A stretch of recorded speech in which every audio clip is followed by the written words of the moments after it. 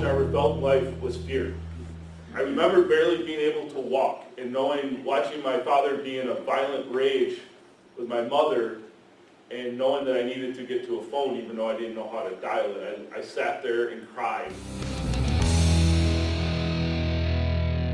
You don't know it's not normal until you see how other people live. So not knowing was probably the thing that kept me from using until I got to that age where I realized that the way I was being brought up was not right. Because when you're told your whole life that you're going to be nothing, you're going to be absolutely just, you're a piece of garbage, you're useless.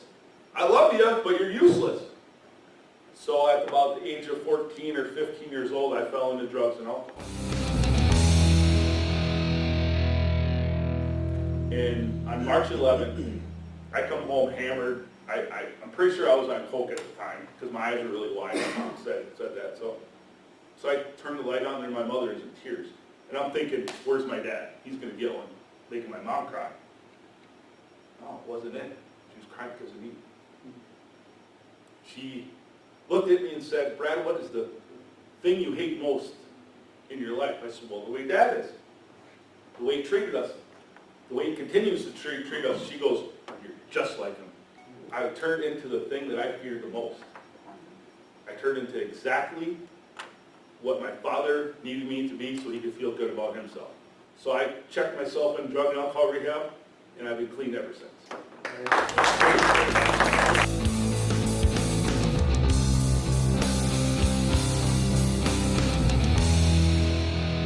I had this life dream of racing motorcycles.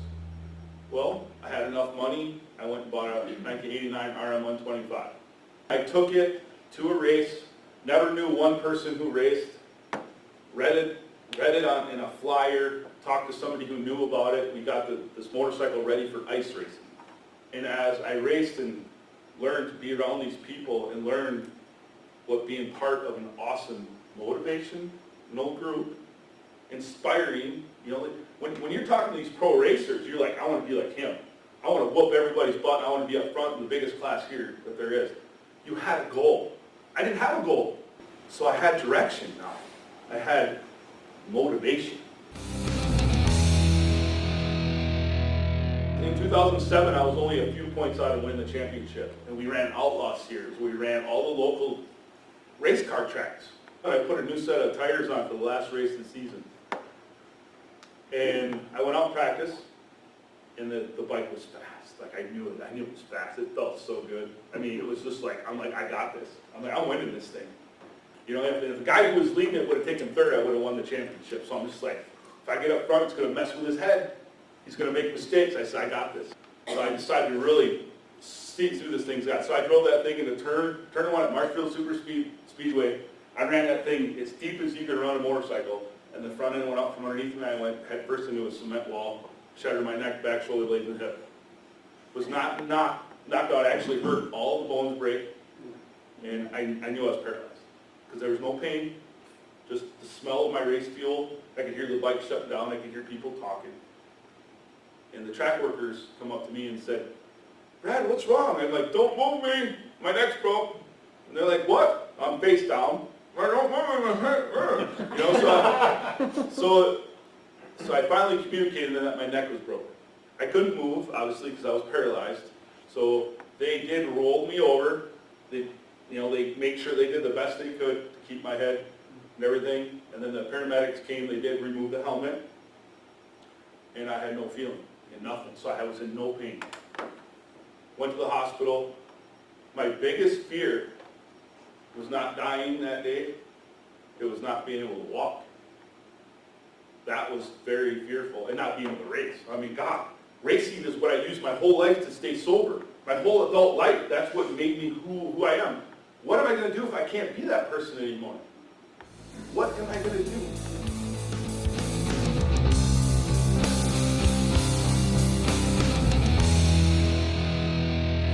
I did get through it, thanks to my wife, my mom, my job at the Polaris Race Department. That's actually where I work full time.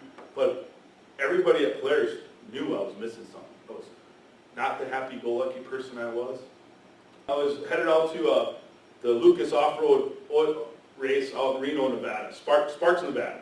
And I went to Monster Hall, and I went to pits. My buddy's like, Brad, I haven't seen you for a couple of years. They got a mechanics race tonight. You should race my car. I'm like, okay.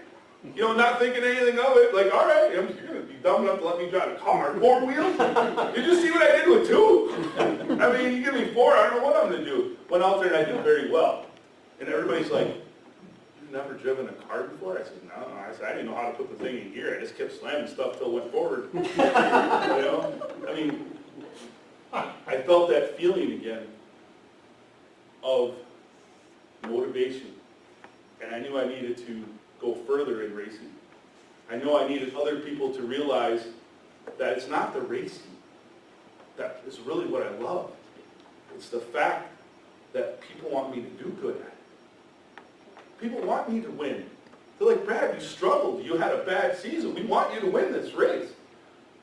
When you go through life and someone wants you to succeed, that helps you drive forward.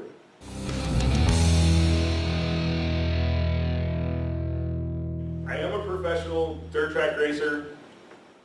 Did start in 2013.